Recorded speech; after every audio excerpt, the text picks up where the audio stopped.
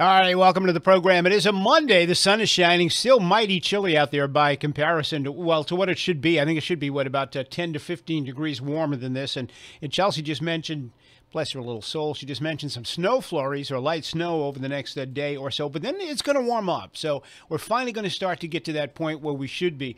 I was looking at some photos yesterday of my front yard from a couple of summers ago. And already by this time, my Japanese cherry had been in full bloom. All the daffodils were up and everything was looking mighty spring-like. So we've still got all that to look forward to, just a day or two delayed. That's all. All right, spent the weekend. Hopefully you had a great weekend. I spent the weekend in Kennedy mode. Friday night went to see Chappaquiddick. And then Saturday, my wife and I took the Red Line over to the JFK Presidential Library, a place I'd never been before. And I got to tell you, I was impressed. We spent a great afternoon in Boston and a great afternoon at the museum. We're going to talk about all that in the next hour. But to start the program off today, we're going to kind of pick up where we left off on Friday. Many of you will recall that we left off on Friday talking about the U.S. Surgeon General, who on Thursday urged Americans to start carrying a drug that reverses overdoses. Now, this all went down in Atlanta on Thursday at the National RX Drug Abuse and Heroin Summit that was held in Atlanta. The U.S. Surgeon General, Dr. Jerome Adams, was the keynote speaker at that event. My guest in studio with me right now was also there. His name is Carl Alves. You know him from PAACA here in New Bedford, and he is, I don't know, Al, do we call you a treatment specialist or an addiction specialist? Or advocate, yeah. Advocate, okay. So thanks for coming in. Thanks for having me, Barry. You were actually at this meeting on Thursday. This was quite fascinating. You texted me on Friday and said, hey, I was there. I can give you some insight. So I'm so happy that you did. Yeah, well, and thank you for having me. I know the last time we spoke on this issue, it was a very productive conversation. I think what was exciting was there were about 3,000 people that kind of converged on Atlanta last week, and from a variety of different perspectives, for law enforcement, government, treatment providers, prevention specialists, street outreach workers, everybody that is really kind of doing work in the opioid prevention or opioid domain, doing this work. Representatives were there, and so we were in great company. The other interesting thing is that it is a bipartisan kind of program. Hal Rogers, who is a Republican senator from Kentucky, was one of the founders of this group, and this is the 7th meeting of its kind. I've been to all 7. And we also had Senator Markey on the same stage, Kellyanne Conway, and Bill Clinton. Same stage, maybe not the same time, but definitely same stage. I won't touch that one. I got you. And but the bottom line is, because last year's conference had Patrick Kennedy and Newt Gingrich on the same stage at the same time, which was interesting. They're both, brilliant men that are very passionate about this issue. The thing is that it brings everybody together, regardless of your political leaning or what have you, because the bottom line is what we're trying to do is make a difference, stop the crisis. More than 65,000 people died last year as a result of these opioid overdoses. It's more than car crashes, gunshot wounds, those kinds of things. It is what many people say. Senator Markey coined it last year, the public health crisis of our lifetime. When I first started at PAACA back in the early 90s, HIV was that public health crisis. But through collaboration, coordination, technology, policy, we begin to see HIV as a chronic disease, something that is managed and is not killing at the same rate as it was before. As a matter of fact, the numbers have dropped very much drastically. We're hoping that we can do the same kind of thing with behavioral health, the addictions, as well as mental health. So when this meeting was held on Thursday, obviously still, though, a sense of urgency in the U.S. Surgeon General. He wants the public to get involved and become advocates. And he said you don't have to be a policeman or a firefighter or a paramedic to save a life. And so he wants people to get involved on the street level here. Clearly. And if your child suffers is allergic to bee stings, you're going to carry an EpiPen, right? Well, if your child is allergic to narcotics, you should be carrying Narcan. if you know somebody that is using or misusing prescription drugs or street drugs, you should have it on hand. Again, not everybody's going to do it, and we understand that, but it really is to demonstrate the point that too many people, too many of our U.S. citizens, too many of the folks that are living in our country are dying from this disease of addiction and caught up with opioid overdose, and we're trying to make a difference. You use the word disease, and that's a problem with a lot of the folks that are listening Sure. to this right now. There's a lot of folks that don't buy into the disease thing, that people with addictive behavior can control that behavior, that it's not a disease. How do you address that? Well, I used to get upset and try to, persuade people otherwise. I've come to realize that people are going to have their own decisions and haven't lived through the experience of addiction, so they're going to have their opinions. All I can do is share some of the facts that I have in terms of the science behind this. One of the leading experts in this, Nora Volkow, who runs the National Institute of Drug Addiction and was one of the presenters last week, was talking about the fact that when you start using opioids, even if it's a regular prescription from your doctor because you're having surgery, knee surgery, whatever, and managing the pain afterwards, the moment that you start taking these over a period of time, a week or more, your brain chemistry begins to change. And when that brain chemistry changes, so do your habits, and over a prolonged period of time, if you're taking it over an extended period of time without pain, that's where the crossover from the physical dependence becomes addiction. And maybe I'm jumping ahead a little bit, but the fact is that taking these drugs, they work terrifically when you have pain, but all too often people continue to take the drug after the pain is gone. Or take it for a prolonged period of time. A lot of these opioid analgesics, the Vicodins and those types of medications are meant to be given a short period of time. But if you're taking it for a month or more, your body is going to become dependent on it. But where does the disease come in? Explain that, because a lot of folks will call me and say, I've got cancer, or Right. I've got diabetes, or I've got this. These are true diseases that I was born with. I have no choice, and I have to deal with these diseases. And they don't feel sympathetic to somebody who says, well, I have an addiction, so therefore it's a disease. It's not my fault. I was born this way or whatever. So a lot of folks don't buy into that. And I think that's where you have a breakdown. Sure. And there is, in some cases, there is free choice, and people make bad choices and start using drugs and then, automatically become addicted to it. Look at all the smokers that we have in our country. Why don't people just quit? It's not that easy to do. As a former smoker myself, mm-hmm. it took a lot. 22 years. Sure. And so you can understand how difficult it was. And that was my own fault. I made some poor choices as a young person starting to smoke. And I didn't smoke until I was in my 20s. Wow. But I was able to quit. But it wasn't easy, and there have been consequences as a result of it. Nobody's arguing that it's easy. I think everybody understands that it's very difficult. Many folks listening to us right now have kicked tobacco. Many call me that have quit opioids, that have been on opioids. They call me up. Nobody's debating that it's difficult.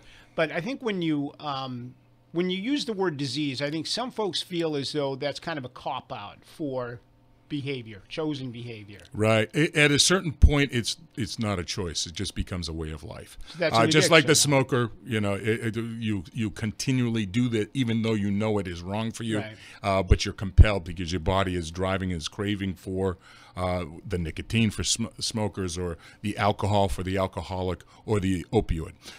It is a change, and just like the person that overeats and is diabetic and goes for that extra piece of cake, it is a behavioral condition that needs to be addressed in order to reverse the negative consequences of the use, whether it's the cake, the opioids, or the nicotine. A lot of people that would talk about nicotine as being even more difficult to quit than opiates in many cases. The fact is that when you're using opiates, you have more of a physical malaise when you don't get it on a regular basis. For some people, that's 24-hour basis, or it could be 5-hour basis. That's why we see some of the insanity, parents driving with their children and nodding out. That is not normal, right?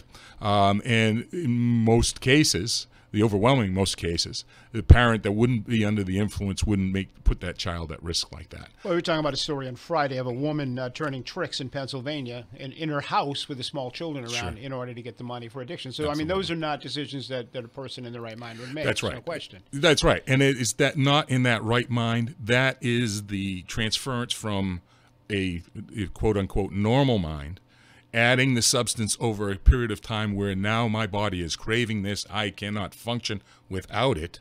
Those smokers out there, those shakes and that taste in your mouth. But isn't that not self-inflicted though? That's I think where the confusion comes in. A disease implies that I can't help this. I was born. My body wasn't born with enough fentanyl in it or enough nicotine in it, so I have to.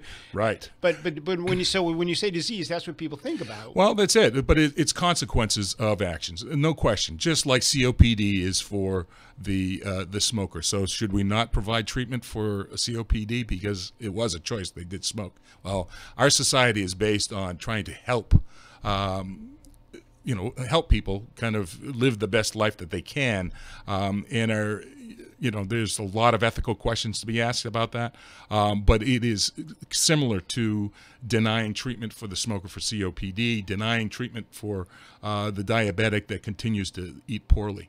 These are behavioral related conditions and that lead to other diseases, such as why a diabetic might lose their limbs because they have to be amputated because it's that sort of thing. That is the string or line of reasoning about how we connect that addiction. Because you're right. If the best way to end addiction is not to start in the first place. Treatment works 100% of the time is when you put it down and don't pick up that first one. Right. It is easier said than done. And the fact is that we're getting more and more there are more and more approaches, treatment, those types of things, and more studies and research that needs to be done in order to make sure that we can prevent this from happening to our young people. And then when people make a bad choice and that leads to dependence and then addiction, helping them find a better way of life, because it's a cost that we are all bearing, whether it's medical costs, law enforcement costs, just societal costs in general. So a lot of folks would argue that with the Narcan being so readily available, and now the cost of it coming down dramatically at pharmacies, I guess it's available. Something I learned on Friday is that it's available at just about all the pharmacies. Walgreens, yeah, sure. 95% of people with health insurance is covered for them. So it is out there. And is that not replacing, how do I want to word this? So somebody out there with an addiction that needs the proper care to get off of the substance that they're on and get free of it. If we are making Narcan and other drugs like Narcan so readily available to them, are we not just delaying treatment? Are we not delaying health? There is a fact that treatment doesn't work on a dead person.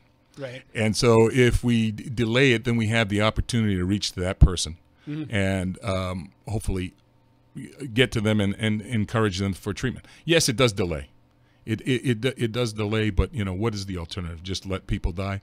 I go back to the smoker analogy. So we're only gonna AED you 3 times, and then after that, I'm sorry, we're not going to be able to do that anymore. I mean, it's a difficult and frustrating situation, and I can understand people that have not experienced a loved one or somebody that they know with this kind of addiction. It can be very frustrating because you think, well, why don't they just stop? Right. But we're not living their lives. There are reasons and there are bad choices that are made. I'm not discounting that. But the fact is, I think everybody in the audience has made a bad choice or two in their lives. For some, it is put them on a trajectory of a life of misery because living in addiction is not a great place to be, whether it's heroin, nicotine, alcohol, or pornography, or any of it. It is very difficult. And we as a society need to kind of address that. And by being able to reduce the harm. So if a person is using but they don't die as a result, then they have a chance to recover. If they don't have that opportunity and they expire, then then that's the end of that story. But it ripples on because they're leaving behind children, They're leaving parents, brothers, sisters, and loved ones. And so as a compassionate society, Narcan is a tool to try to help people. But certainly the Surgeon General wants everybody to be on board with this.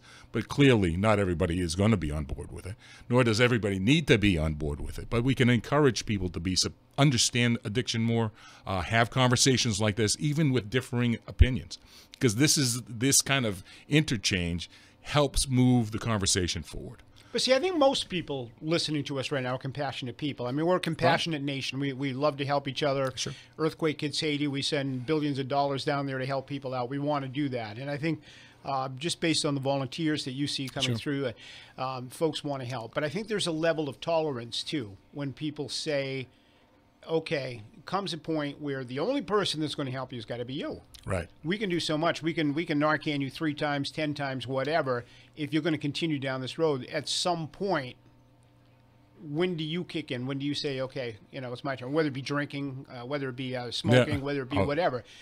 Responsibility. You have to take responsibility for your own actions at some point, and then try to turn it around on your own. And I think that's what frustrates people, because you're right. I think everybody listening to us right now has had some kind of a struggle in their life, whether it be cigarettes, whether it be drugs, because we hear from a lot of good callers, and I'm sure you're going to hear from some today, who have kicked the drug habit on their own, and it's not easy, no question. No, right. And even these folks say, hey, look, comes a time when you got to do it. I think it's a tough, and I don't have an exact answer for it, but there are some built-in systems within our medical care facility. It's not carte blanche. Mm-hmm. It's not like you have unlimited days of beds, treatment, and that kind of stuff. It is regulated by insurance companies, by the providers of these kinds of things. So it does become more and more difficult for people to access treatment over time if they keep that revolving door. One of the sad things, but one of the encouraging, I'll follow it with encouraging, about 20% of people that go for an abstinence-based detox are successable. That means what 80 percentage? 20%. 20%. They're doing the abstinence. In other words, cold turkey. There's this cold turkey, going to treatment, just detox, nothing else after that. Right. So that leaves a large majority of folks that are struggling. Different. Medically assisted treatment is becoming more and more available for folks. Methadones, Suboxone, those types of Vivitrol, that are ongoing treatment options for people, and people are living and returning to productive lives as a result. We need to have more as we move towards preventing this from ever happening to our young folks, but also folks that are caught up in this, because another 80% of the folks that are entering treatment in this region are also have experience with regular, legitimate prescription drugs. Right.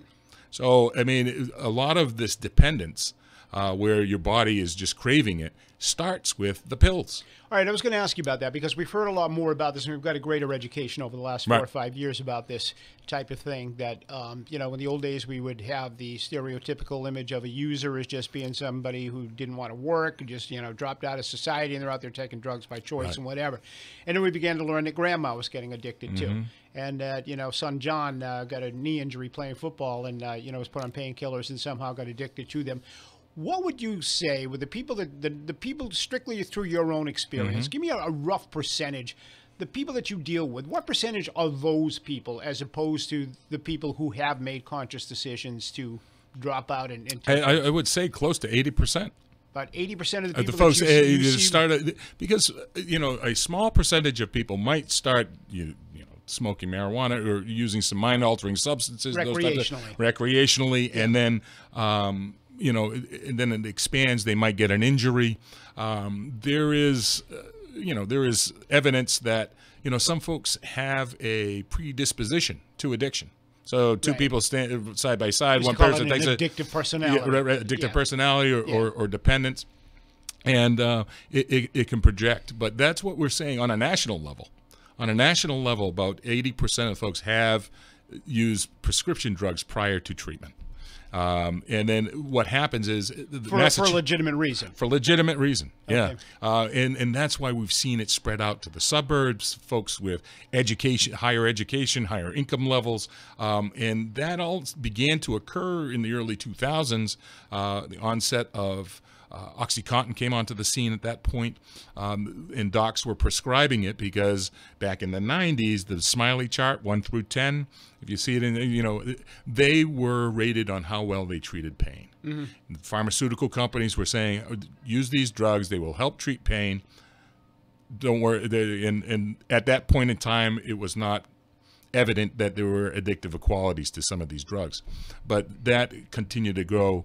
And in 2000s, we just saw things just skyrocket. But they were reacting to societal demands as well. I mean, exactly. we couldn't deal without, if we had a pain in the big toe. I mean, we immediately want it gone. So just give me a pill. Give me a pill. Tell me how to take it. And I don't want that big sore toe anymore. Or I don't want to have to go through physical therapy. All that kind of stuff. Just easy way. Exactly. Yeah. I mean, Barry, I think you hit it right on the head.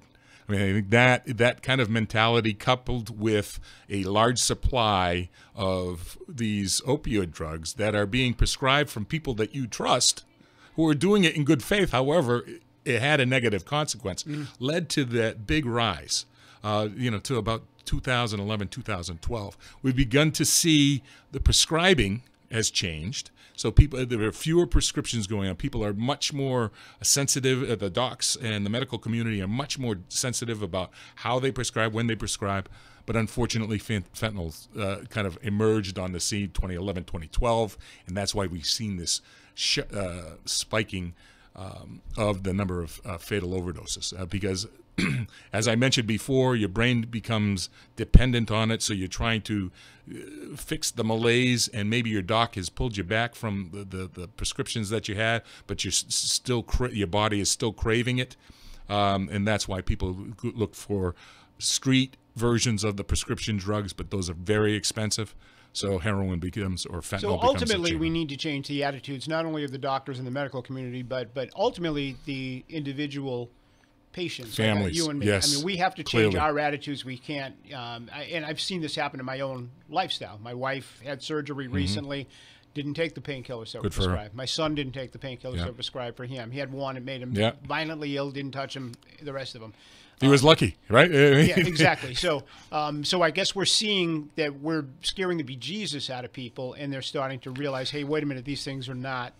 Excellent point, Barry. I mean, the fact is that people are taking these analgesics like aspirin, and they are two very different substances. I still feel it. Give me another pill. Yeah, exactly. And it takes time to get through it. I mean, I had my knee surgery done a number of years ago, and folks came up to me, oh, I got back pain. Can I get two of your pills? And I'm like, do you know where I work? But I like your son, just took one or two the day after, but I had been given a month's supply. Right. Had I taken that full month's supply as prescribed, I would have definitely been dependent and feeling dope sick on that 31st day, and I wouldn't have had an ongoing supply. Right. Folks with chronic back pain, those types of things that are on these drugs for a long period of time are at extreme risk for dependency and addiction. And they need to talk to their doctors or treatment providers. All right, we got a whole bank of phone calls. Sure, yeah, okay. People want to talk to you. I've got to take a very quick break, though. 508-996-0500. If you'd like to speak with Carl Alves about this, give us a call, and we'll get you on in just a moment. Stay with us.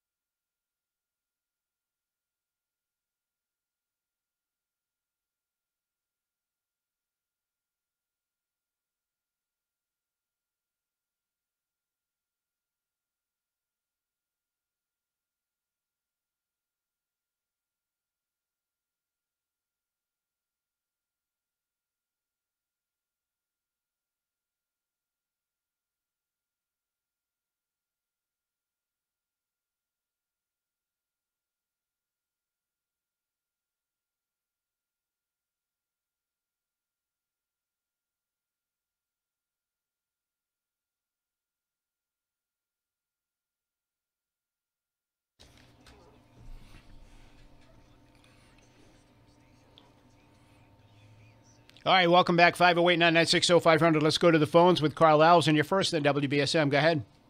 Good afternoon, Mr. Alves and Barry. Hi. Good afternoon. Hey. Thanks for the conversation. This is a great topic. As we all know that this is a disgusting epidemic that we have going on in our country. I want you to know, Mr. Alves, that you're talking to someone who has kicked opiate abuse for the last 11 years. This July will be 11 years that I haven't taken a pill form. Congratulations. Not even a Tylenol, because I understand the pain game, you know, and it's recovery is possible. That's it awesome. is absolutely possible, yes. And it's hard. It's not easy. It's not, and I didn't fall to Suboxone or heroin, or I went as high as OxyContin, and I'll tell you what, that was high enough for me. Yeah. And when you came off it, were you able to come off it the first time?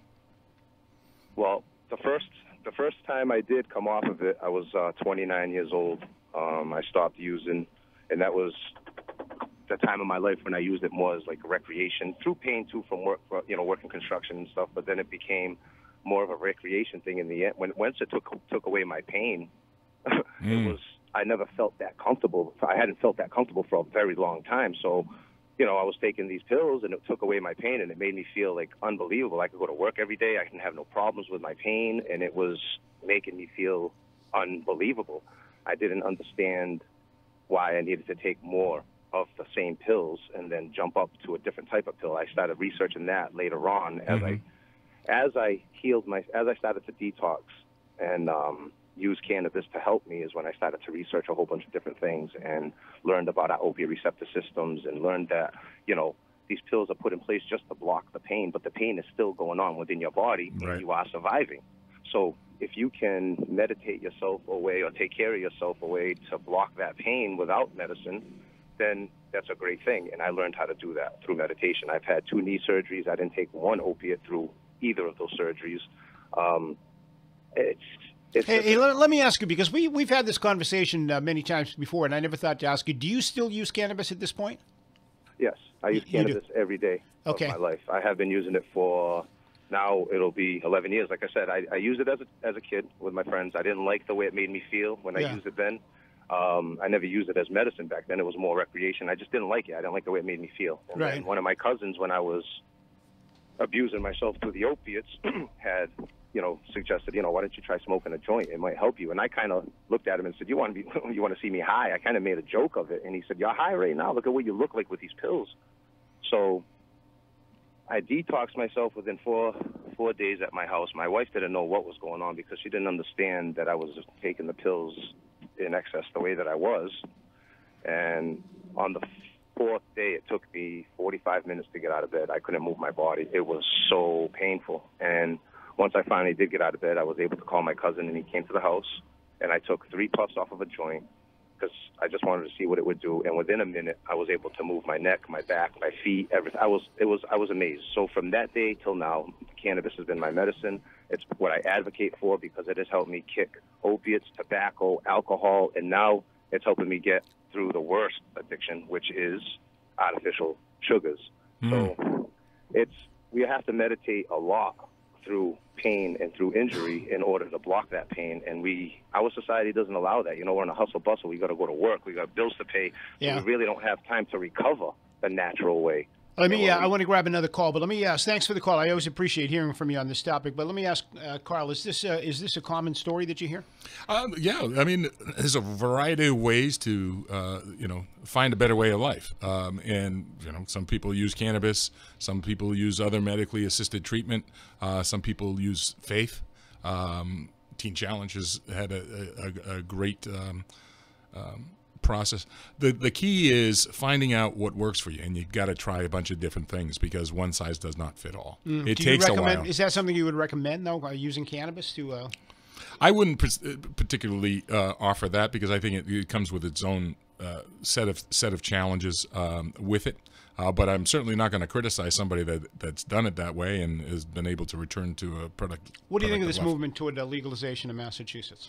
I just think I look at, certainly the opiate crisis is huge, but we've got more people in hospitals because of tobacco, because of alcohol. I think that medical marijuana is appropriate. However, not the legalization, but the commercialization of marijuana is a risky one because it's going to be advertised. It's going to be sold just like Camel Joe and all of that kind of stuff. Right to kids. And so I do have concern about underage use. And it is a mind-altering substance. So when used recreationally, although people are not going to experience, or most people will not experience the same kinds of effects as an opioid addiction, there are tremendous. Well, marijuana is a gateway drug. I don't care what anybody says it is, because people who, and I'm not doing the reefer madness thing here. You can smoke a joint tomorrow, you're going to be out shooting up because. But it's a gateway, and the way I describe it as a gateway drug is that somebody's looking to get high.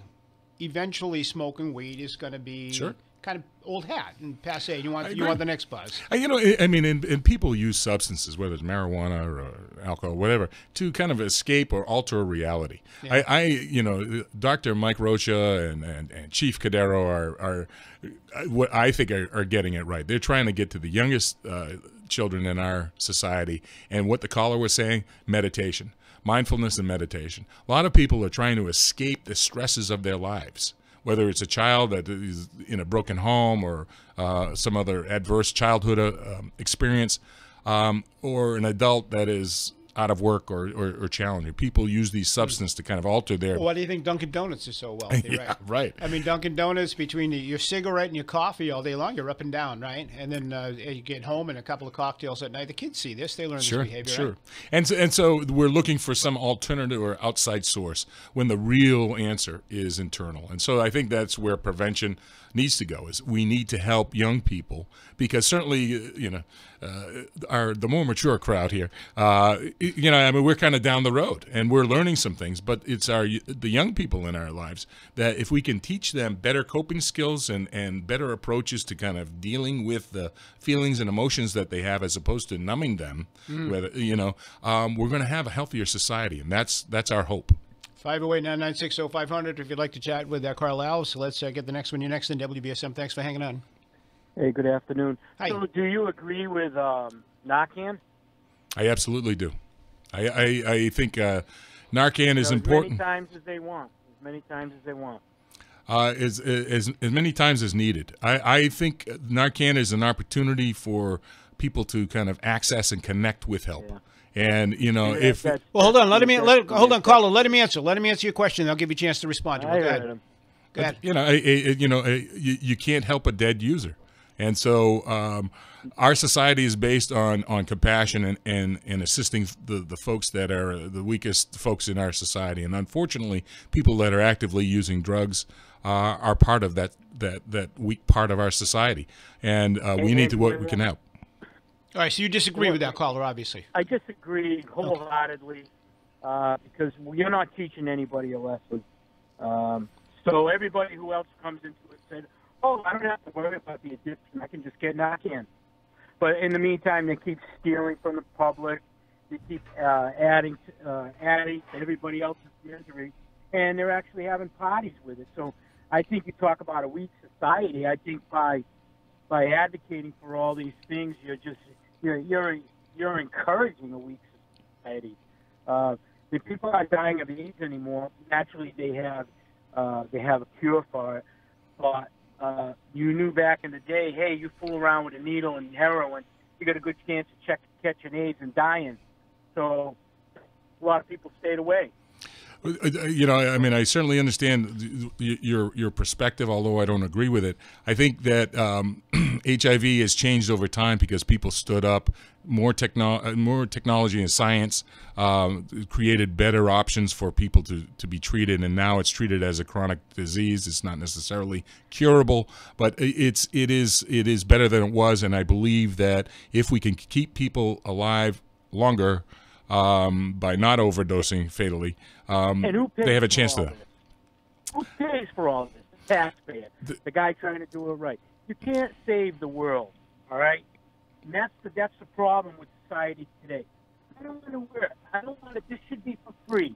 That's for free. I should get this for free. I shouldn't have to work. I don't want to work. I got to pay my back. I got this. I got that. 30, 40 years ago, you didn't have that. You got up, did what you had to do. You went to work and you worked hard. But no, now I got to get $15 an hour just for showing up at McDonald's and standing there like a like the Cyclops. I tell you what, we're going a little bit off track here, but I appreciate you calling. I think you represent your point of view well, and there's a lot of folks who feel the same way you do.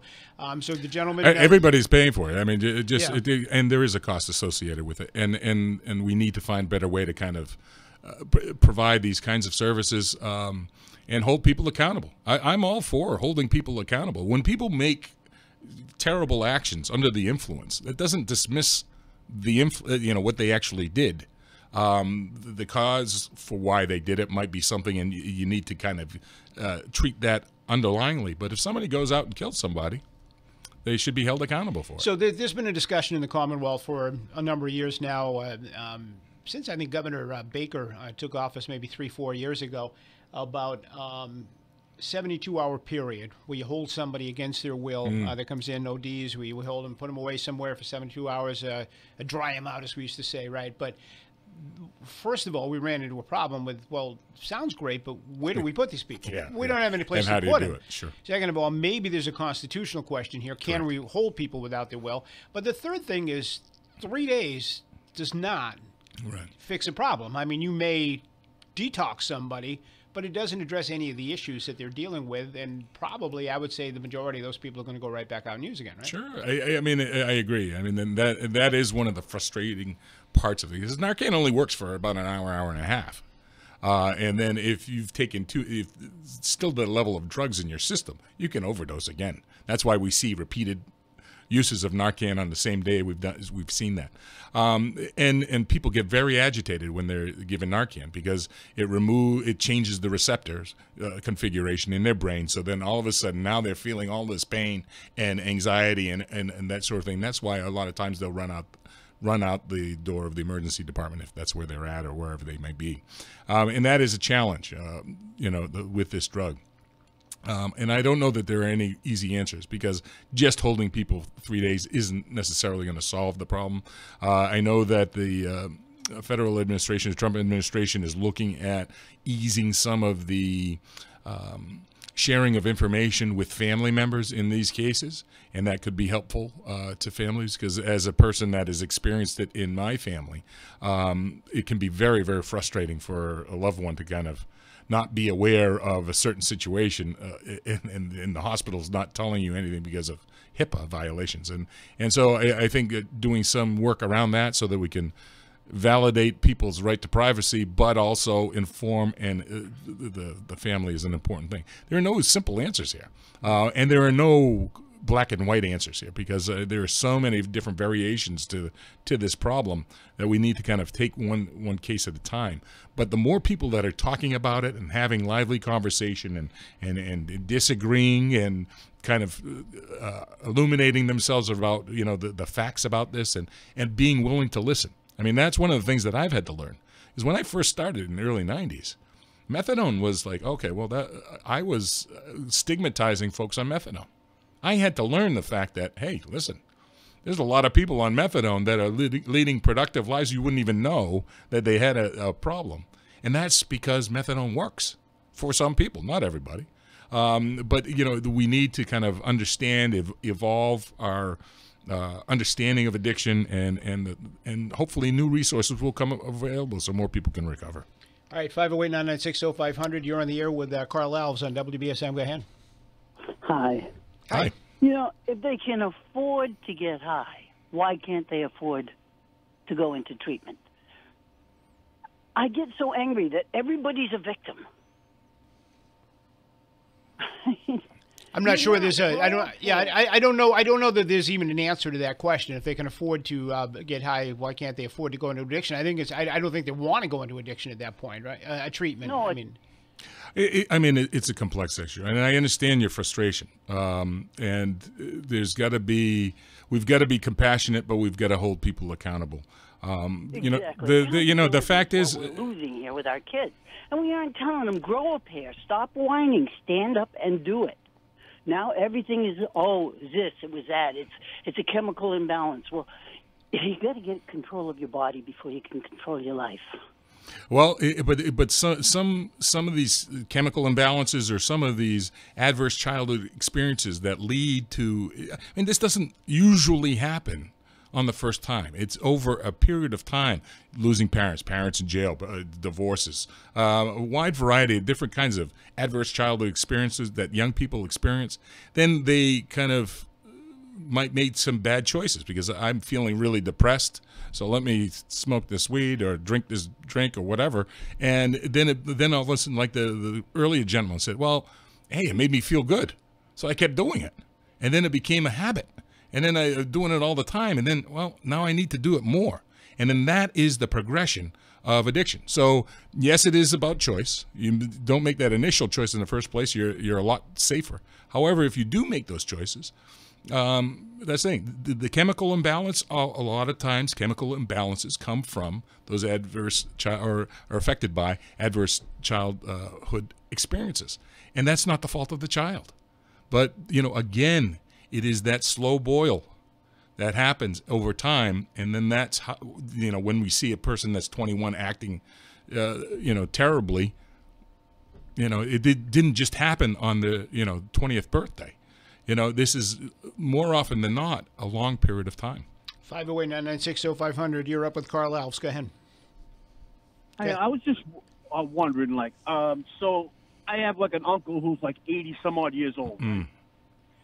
And he had a bypass years ago, and then he had back pain. I forget what it was, spinal stenosis or something. Right. And they were giving him all these opioids, all different stuff. And so to the point where he's had so many opioids, right, that they switched him over to, I think it's methadone, and they take him to a pain clinic. Yep. But at what point the methadone's doing the same exact thing, except because now he's getting 300 pills a month at 10 milligrams, and he takes a bazillion freaking, excuse my language, pills. And I don't know if it's even saved him by going to this, this place to get the methadone. I mean, people are using methadone as a pain management tool primarily because, it's a controlled substance that could be administered. You get supportive services with that, and it's a much safer approach than sitting at home taking a bunch of opioids. And so you're managing their levels of those types of things. But you bring up an excellent point. At end of life, it is a very difficult balance between pain management and the risk of addiction, because the bulk of folks that are receiving these pills are over the age of 65. That's where the bulk of these things are happening. Unfortunately, the diversion is happening, meaning people are going into medicine cabinets and that sort of thing, and are really feeding the street-level distribution and misuse of prescription drugs. Very, very difficult. My heart goes out to you because you don't want to see your loved ones suffer, but this is unfortunately a negative consequence for this type of pain management. 508-996-0500. You're on the air with Carl Alves. Go ahead. Hi. I do agree with some of the past callers. I want to just give my opinion. I have lost close family and friends through this.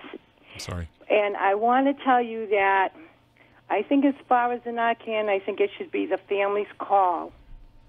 And as far as people overdosing, I think that they have to be held responsible for their own actions.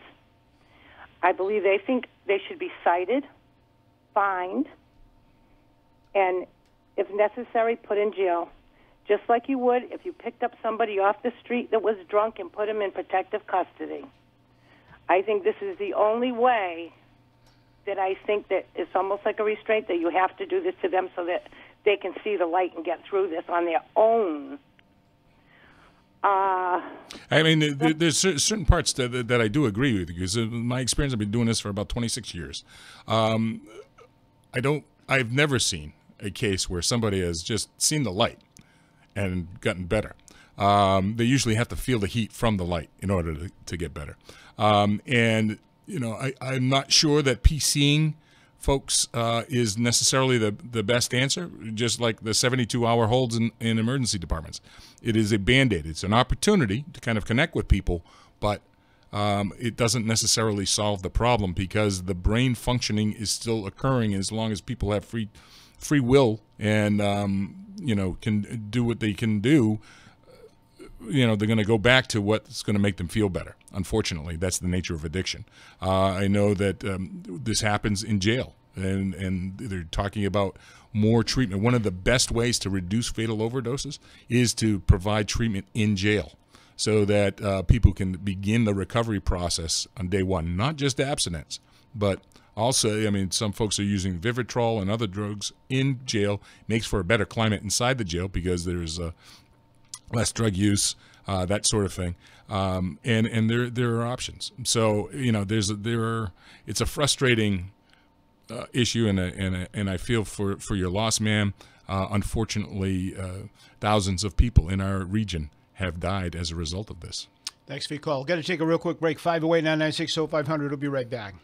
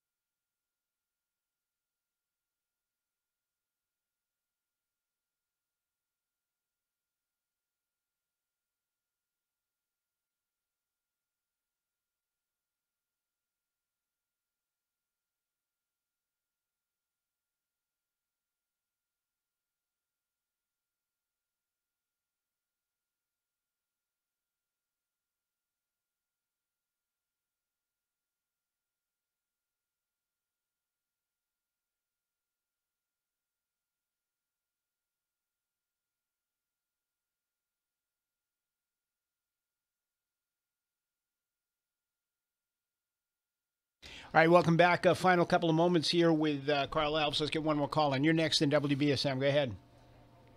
Good. What's the reason for overdosing?